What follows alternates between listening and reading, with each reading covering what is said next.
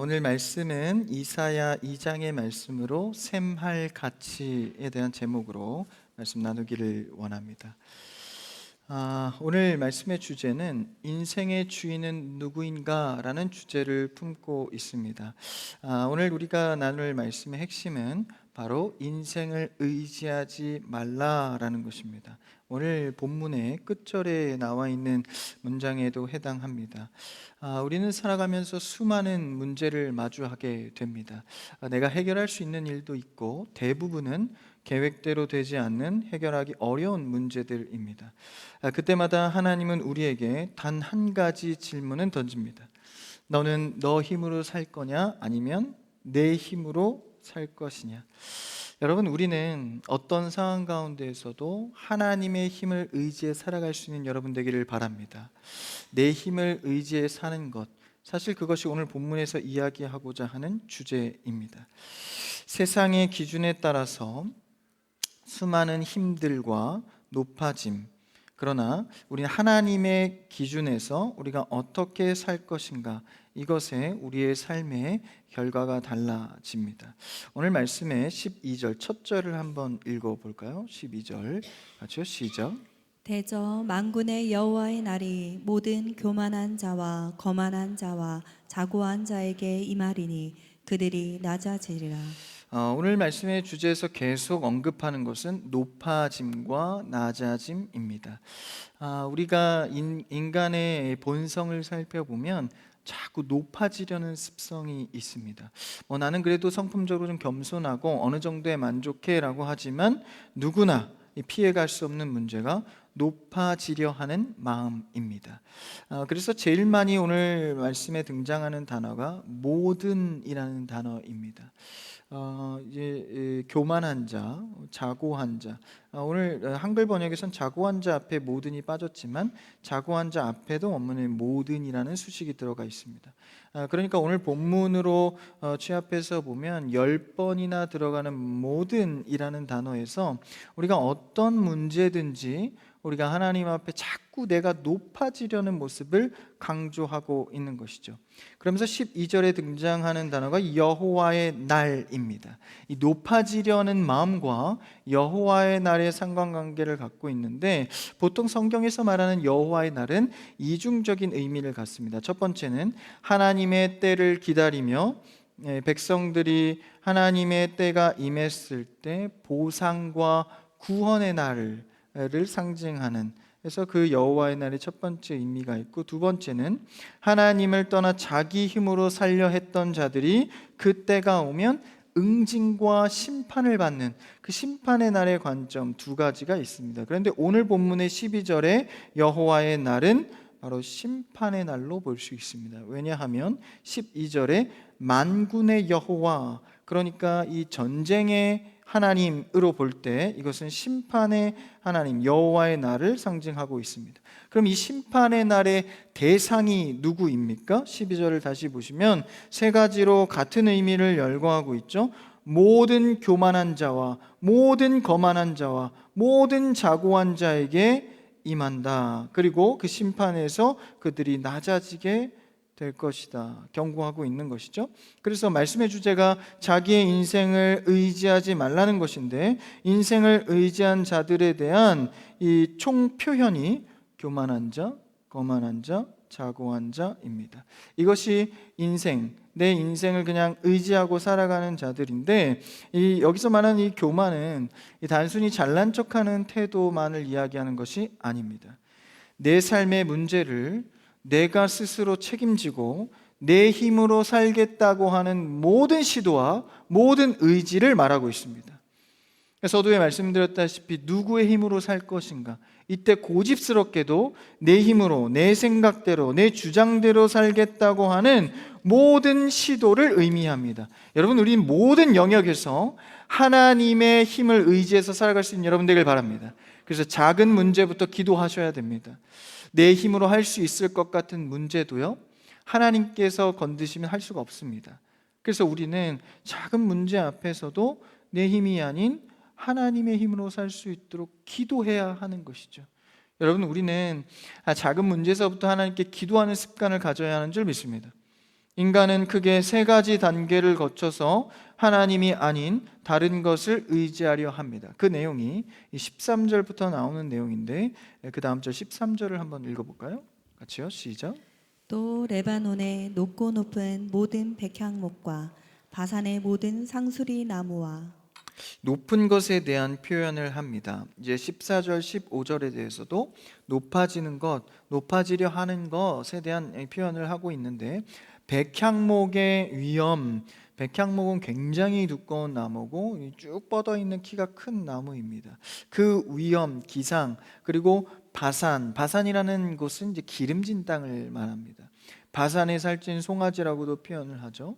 이런 기름지고 위엄 있는 높아지려는 것 14, 15절에서는 더욱더 그것을 고조시킵니다. 한번 읽어볼까요? 14, 15절 시작. 모든 높은 산과 모든 솟아오른 작은 언덕과 모든 높은 망대와 모든 견고한 성벽과 사람들은 자꾸 피조물 가운데에서 높아지려 합니다. 높은 것을 좋아해요. 그래서 사는 곳도 좀 높은 곳, 고층, 그렇죠? 높은 곳에 올라가 보는 것을 좋아하고 높은 곳에 올라갔을 때 마음이 편해지고 시원해집니다. 그래서 심지어는 자꾸 높은 것, 큰 것만 생각하다 보니까 무슨 키 큰 사람, 키 큰 사람이 되세요. 키 큰 사람, 높은 거, 그래서 자꾸 추구한다라는 거. 그것이 인간의 이 기본적인 특징이다라는 것이죠. 그래서 하나님을 바라볼 때도 자꾸 피조물의 높은 것을 나열하면서 생각을 합니다. 그런데 상징적으로 어떠한 높은 것보다도 하나님보다는 높을 수 없습니다. 이 단순한 명제가 우리의 삶에 실제적으로 들어와야 합니다. 높은 것, 힘이 강해 보이는 것도 하나님보다 높을 수 없다. 이런 실제적인 눈금이 내 안에 들어와야 하는 거예요. 하나님보다 클 수는 없다. 하나님보다 높을 수 없다. 내 안에 높아지려 하는 마음들을 주 안에서 다시 낮춰야 한다라는 것이죠. 그래서 첫 번째로는 자연적인 힘, 자연물에 대한 이야기를 합니다. 레바논의 백향목, 바산의 상수리 나무처럼 높고 견고해 보이는 것들, 본래 피조물은 중립적이거나 중립적인 존재입니다. 근데 인간이 그것을 하나님보다 높게 평가하고 의지하는 것이죠. 그럴 때 우상이 됩니다. 사실 돈, 경제적인 영역도요, 뭐 높고 낮음이 없습니다. 그런데 우리 편에서, 인간의 편에서 자꾸 하나님보다 높게 평가하는 것이죠. 그럴 때 어느덧 내 안에 하나님보다 커져버린 마음들, 커져버린 영역들이 우상이 되었다라는 것이죠. 15절의 내용처럼 인간이 만든 구조물도 우상이 됩니다. 높아집니다. 스스로 나를 보호하기 위해 쌓는 것들, 이것도 계속 높아지기만 하면 내 안에 우상이 될 수 있다라는 것이죠. 야, 내가 지식을 계속 쌓아서 뭔가 내 인생을 보장받아야지, 나를 보호해야지 라는 수많은 이 높은 구조물들, 인간이 만들어낸 것들이 곧 내 안에 하나님보다 높아질 수 있다라는 것이죠. 그러니까 여러분, 우리 모든 영역에서 하나님 안에서 쌓여지기를 기도해야 합니다. 공부도 주 안에서 내가 열심히 지식을 쌓아가는 것이죠. 하나님은 어디 간들 없고 그냥 내 것, 나를 위해서만 쌓아가는 것은 내가 만든 구조물이 하나님보다 커져버렸다라는 것이죠. 창세기 4장 16에서 17절은 가인이 아들을 낳고 에녹성을 쌓는 모습을 보여줍니다. 한번 같이 읽어볼까요? 창세기 4장 16절에서 17절입니다. 같이요. 시작. 가인이 여호와 앞을 떠나서 에덴 동쪽 노 땅에 거주하더니 아내와 동침함에 그가 임신하여 에녹을 낳은지라. 가인이 성을 쌓고 그의 아들의 이름으로 성을 이름하여 에녹이라 하니라. 가인이 죄를 범죄하고 그 가정을 잃었을 때 그가 했던 것이 무엇입니까? 에녹을 낳고 가인이 성을 쌓고 그의 아들의 이름으로 성을 이름하였습니다. 인간은 후손의 안위와 자신의 미래를 스스로 책임지기 위해서 성을 쌓습니다. 그래서 후손을 위해서 이름을 짓고, 이것은 자연스럽고 자연스러워 보이지만 하나님 없는 성벽은 결코 안전을 보장하지 않습니다. 그래서 그 끝에 가서 다 밝혀지는 것이죠. 하나님의 예언의 말씀대로 그대로 됩니다. 심판의 때가 되면 내가 철옹성같이 쌓아놓은 그 성벽도 나를 보호해주지 못한다라는 것이죠. 그래서 일찌감치 여러분 하나님의 보호하심에 투자하는 여러분 되길 바랍니다. 그래서 여러 가지 투자를 해요. 나를 지키기 위해서, 노후도 보장받기 위해서. 그러나 진짜 참된 영원한 투자는 하나님의 보호하심에 투자하는 것입니다. 그분을 의지하는 것이죠. 탑 쌓는 것의 가장 유명한 장면이 바로 바벨탑입니다. 우리의 이름을 내고 온 지면에 흩어짐을 면하자라고 하죠. 그런데 정말 흩어짐을 면하기 위해서 쌓았던 그 높은 바벨탑도 하나님의 한마디의 명령에 흩어져 버립니다. 그럼 하나님이 결재하지 않으시면요, 모든 것은 이루어질 수 없는 것이죠. 그 정말 신실한 믿음을 갖고 있다면 우리가 함부로 결정하거나 함부로 나서지 않는 것입니다. 하나님의 결재하심 속에 움직이는 여러분 되길 바랍니다. 굉장히 중요한 것이죠. 그래서 이 성벽을 쌓아서 우리가 스스로 보호하려는 건 그것이 우리가 하나님께 늘 보여준 모습이었습니다. 그리고 오늘 본문으로 돌아와서 세 번째는 무엇입니까? 경제적인 부입니다. 다시스의 배를 이야기합니다. 다시스의 배는 무엇입니까? 당시에 가장 최고의 상선, 무역의 상징이었던 항구입니다. 돈과 사람이 모이는 곳. 그래서 이곳에 모이는 것, 이곳의 가치를 생각하는 것, 이것이 높아지는 것을 생각합니다. 사람들은 돈을 벌고 쌓아둠을 통하여서 미래의 보험으로 삼으려 합니다. 하지만 마지막 심판의 날에 사람들은 자기가 섬기던, 오늘 말씀 이후에 보면 은우상, 금우상을 박쥐와 두더지에게 던져버리고 도망하게 된다라는 것이죠.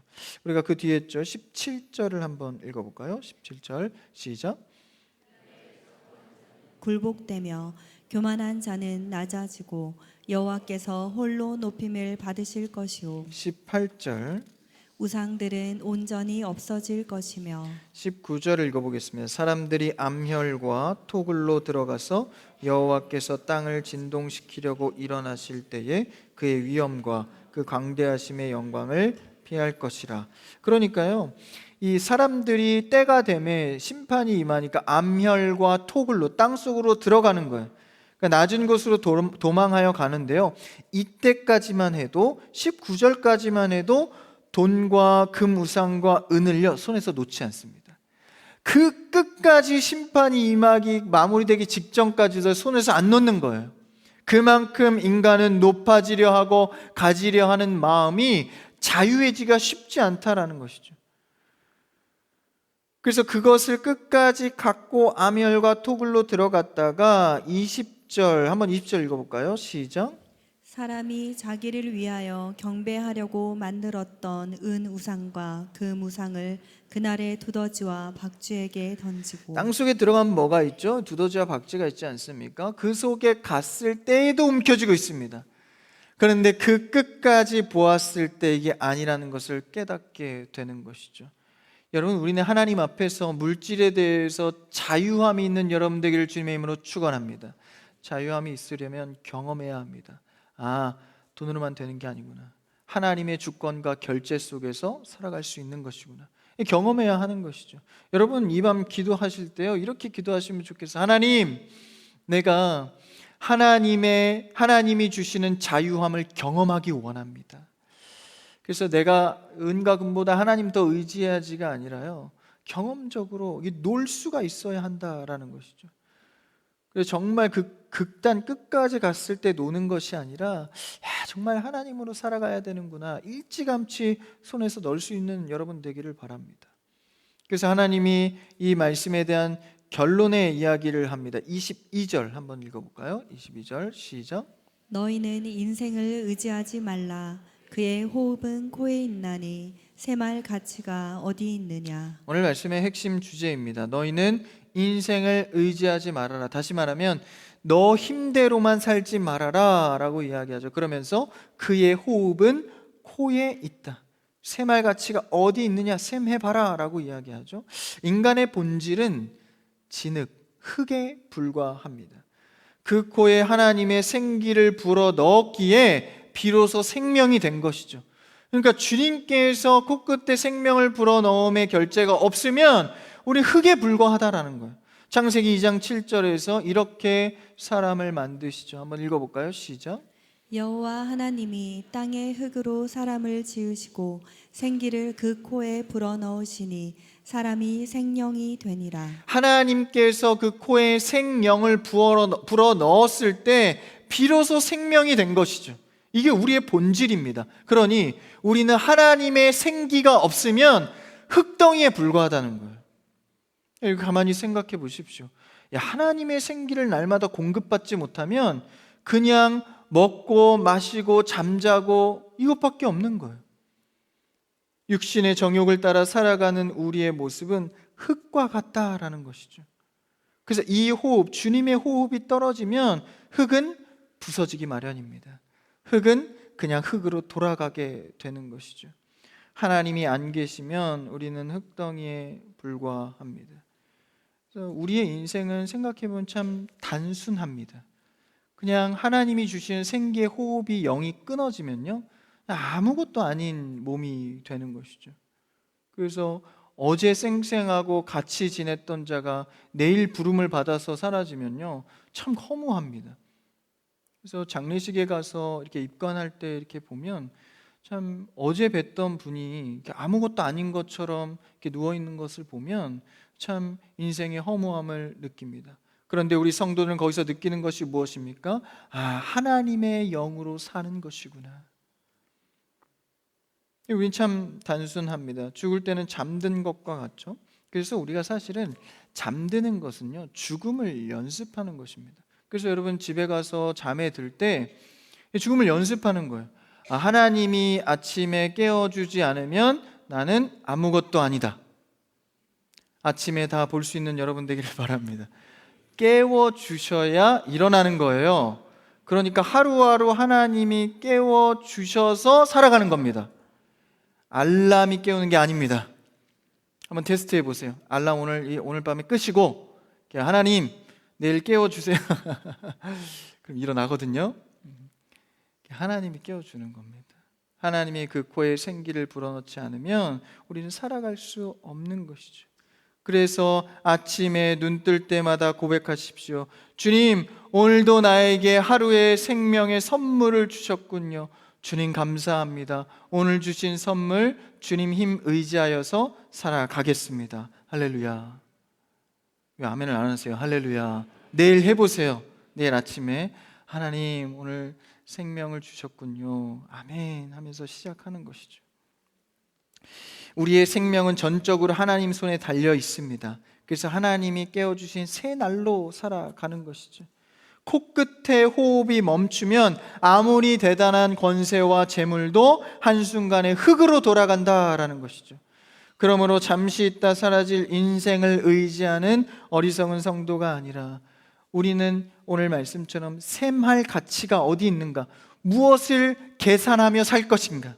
여러분, 하나님 나라의 영원한 것을, 영적인 것을 계산하며 살아가는 여러분 되길 바랍니다. 돈에 있지 않습니다. 우리의 실력에 있지 않습니다. 하나님의 생기에 그 답이 있습니다. 그래서 이 구절이 위치한 이사야 2장은 여호와의 날, 앞에서 읽은 여호와의 날, 즉 교만한 자들이 낮아지고 하나님이 홀로 높임을 받으시는 심판의 때를 이야기하는 것입니다. 그러니까 우리가 그 심판의 때를 늘 생각할 때 높아지려 하는 것은 낮추고 하나님의 이름을 높이는 삶을 살아야 하는 것이죠. 그 성도를 향한 이것이 실제적인 권면입니다. 너희는 인생을 의지하지 말라. 여기서 인생은 히브리어로 아담입니다. 아담은 이 아담과 하와의 아담이죠. 이 흙으로 만들어진 존재를 이야기합니다. 그래서 하나님은 이들을 의지하는 행위가 얼마나 덧없는 것인지 단호하게 명령하는 것이죠. 그의 호흡은 코에 있다. 그 호흡이 코끝에 머물러 있지만 언제든 그 숨이 멎을 때, 하나님께서 걷어가실 때 연약한 존재임을 알게 되는 것이죠. 그래서 셈을 잘해야 합니다.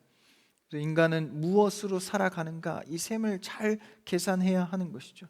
하나님의 주권과 힘으로 살아가는 것이구나 하면 내가 그 계산 속에서 어떻게 말하고 행해야 할지, 어떤 시간을 떼어서 주님께 드려야 할지를 계산하게 된다라는 것입니다. 여러분, 샘할 가치는 하나님의 생명, 생기에 있는 줄 믿습니다. 하나님의 힘을 생각할 때 내가 어떤 삶의 계산을 해야 할 것인가? 이 수치적인 가치를 생각할 때 하나님의 이 수식은요, 상수입니다. 그러니까 고정값이에요. 하나님께서 주시는 이 힘은 고정값, 상수입니다. 변함이 없죠. 우리의 편에서 늘 변수가 발생합니다. 그래서 우리가 상수로, 고정값으로 하나님을 늘 생각하여서 우리의 계산법이 틀어지지 않도록 잘 고정할 수 있기를 바랍니다. 그래서 어느 흔들림이 있어도요, 주일 예배 지키고 기도의 자리 지키는 것은 하나님이 상수이기 때문에 그렇습니다. 변하지 않으시는 분. 그래서 우리가 늘 변할까 염려하지 않습니까? 그러니까 변하지 않는 그분께 나를 맡기는 것입니다. 믿음의 계산기를 잘 계산하여서 하나님 앞에 서는 여러분 되기를 바랍니다. 그래서 오늘 말씀은요, 겸손으로의 촉구를 하고 있는 거예요. 낮아져야 한다. 낮아져야 한다. 낮아지는 것은 내가 겸양을 떠는 모양새를 말하는 것이 아닙니다. 하나님을 온전히 의지하는 이 자체가 겸손입니다. 그래서 여러분, 우리는 모든 영역 속에 하나님을 의지해야 하는 것이죠. 그래서 인간은 스스로 대단하게 여기는 이 교만을 하나님께서 꺾으신다라는 거예요. 하나님께서 꺾으신다. 그러니까 우리가 하나님 앞에 의지하지 않고 낮아지지 않으면 하나님이 권력과 재물과 사람의 관계 속에 계속 높아지는 것을 때가 되면 꺾으신다라는 것이죠. 여러분, 우리 하나님 앞에 꺾이기 전에 먼저 낮아짐으로 주 앞에 나올 수 있는 여러분 되기를 바랍니다. 하나님은 상수이고 사람은 변수입니다. 그러니까 하나님의 고정값 상수에 늘 기대어 살아가야 하는 것이죠. 우리가 사람에게 실망하고 상처받는 이유가 무엇입니까? 사람의 관계, 인간의 실력을 상수, 고정값이라고 생각하고 거기서 셈을 먼저 하기 때문입니다. 그러나 하나님 앞에서 먼저 셈을 하십시오. 기도하며 씨름하십시오. 그래서 계산을 맞춰놓고 사람을 대하시고 어느 곳에 가든지 하나님의 상수 속에 살아가는 여러분 되길 바랍니다. 그래서 우리가 절대적인 존재로 착각하면 안 되는 것이죠. 우리는 늘 유한하고 변수가 많습니다. 그래서 오늘 이사야 2장 22절에서는 우리에게 이렇게 권면하며 역으로 묻고 있는 것이죠.